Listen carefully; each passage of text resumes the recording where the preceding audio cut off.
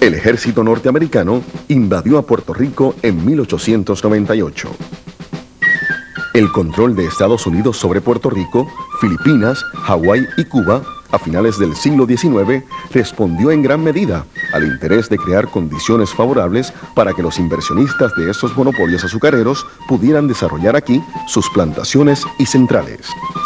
Entre 1899 y 1905, los intereses azucareros de este país habían establecido las 3 centrales más grandes de Puerto Rico en todo el periodo azucarero, que duró hasta los años 40.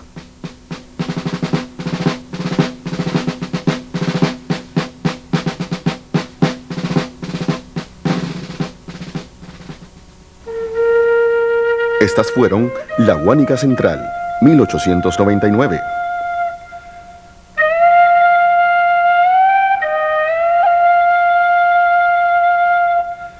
La Aguirre, 1900. Y la Fajardo Sugar, 1905.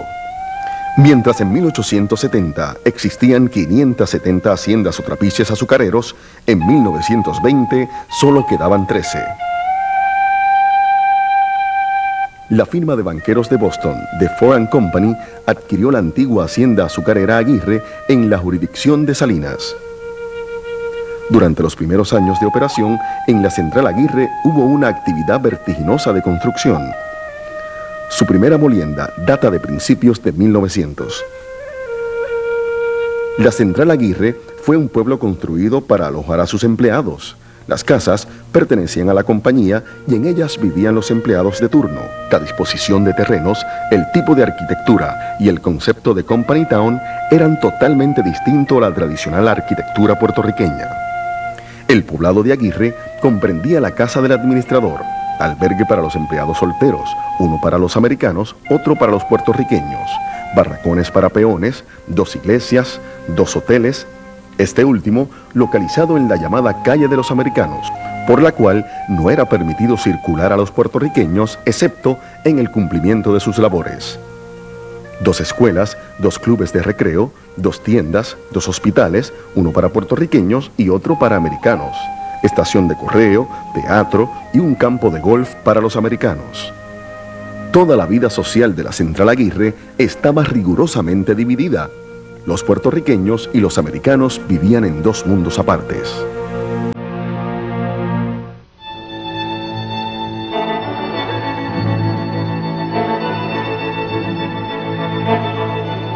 El camino de acceso a la central Aguirre estaba bordeado de palmas de coco con sus bases pintadas de blanco.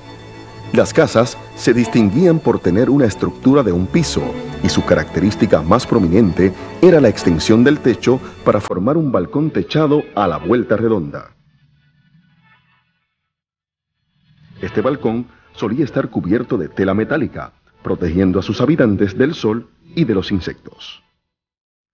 Las casas de los puertorriqueños eran pintadas de gris, mientras que las de los americanos se pintaban de blanco. La casa del administrador de la central estaba situada en el tope de una colina y dominaba el paisaje de toda la comarca.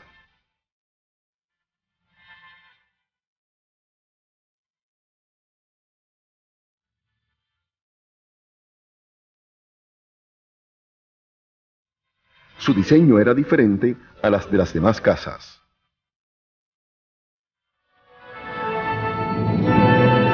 Sus líneas generales, así como la chimenea, la acerca al tipo de mansión señorial que se construía en Nueva Inglaterra a fines del siglo XIX.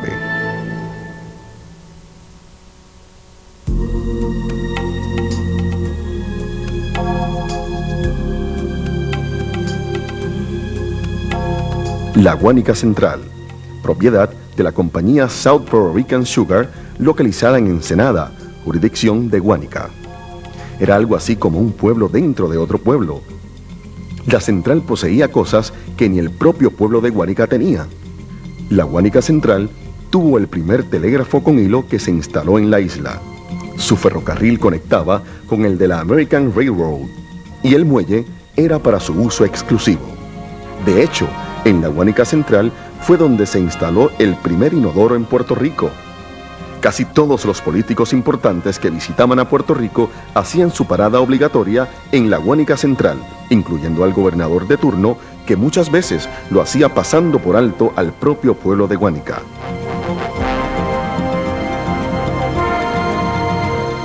Se considera que donde mayormente se manifestó el problema racial entre norteamericanos y puertorriqueños fue precisamente en la Guánica Central. La influencia de la Guánica Central era tan avasalladora que prácticamente constituía la única actividad económica del área. A pesar de que daba vida económica a todo el litoral, se consideraba que el obrero de la Central era muy mal pagado y sufría muchas humillaciones. En 1916, el obrero cobraba un jornal de 60 centavos diarios y con ello tenía que pagar la residencia, por la que le cobraban 40 centavos semanales. Todos los obreros estaban obligados a comprar en la tienda del enclave, donde los precios sacrificaban una vez más el bolsillo del jornalero. Los obreros empezaban a trabajar sin reloj. El único reloj era el sol y la claridad.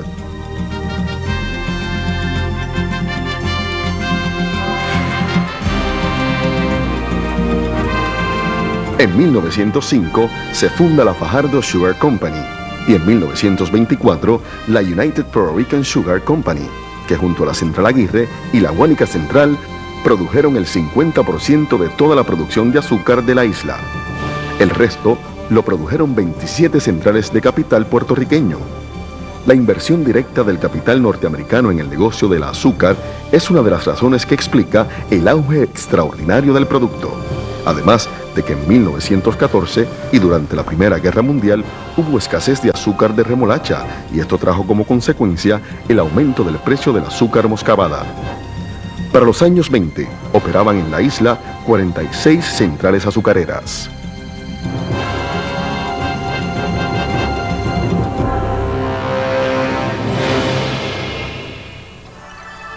La transportación de la caña hasta la fábrica de las haciendas en Puerto Rico después del corte se hacía en carretas tiradas por bueyes.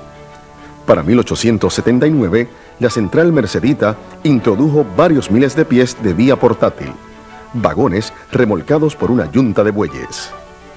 Hacia fines del siglo XIX comienza la expansión de la industria azucarera en Puerto Rico, que ocurre, como sabemos bien, a lo largo de las costas, donde estaban los cañaverales de mayor producción.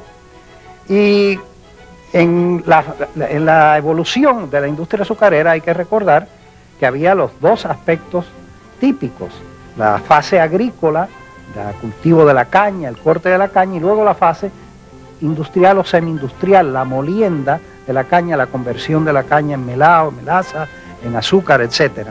Y para eso era necesario un buen sistema de transporte, que había sido una de las fallas que había tenido la industria a lo largo de su desarrollo en Puerto Rico. El ferrocarril es en Puerto Rico, como lo fue en Cuba y como desde luego lo fue en Europa en la época del desarrollo de la civilización industrial, el medio que el siglo XIX crea para facilitar el transporte de pasajeros y de bienes. Y así, en nuestro caso, el ferrocarril representa dos cosas. Representa un sistema rápido de comunicación por la costa para el transporte de pasajeros, pero representa lo que tiene un valor grande para la economía del país, el acceso a los puertos a través del ferrocarril de estos cañaverales que podían estar alejados, que podían estar a cierta distancia de los puntos de embarque. Y por eso el ferrocarril viene a cumplir con los dos requisitos: facilitar el transporte rápido de pasajeros, pero también el transporte de esta nueva riqueza agraria que, sobre todo a comienzos del siglo XX, va a recibir una infusión enorme de capital corporativo de los Estados Unidos, y por tanto el tren va a desempeñar un papel muy importante en el desarrollo de ese latifundismo azucarero que caracteriza los primeros 30 años de nuestro siglo.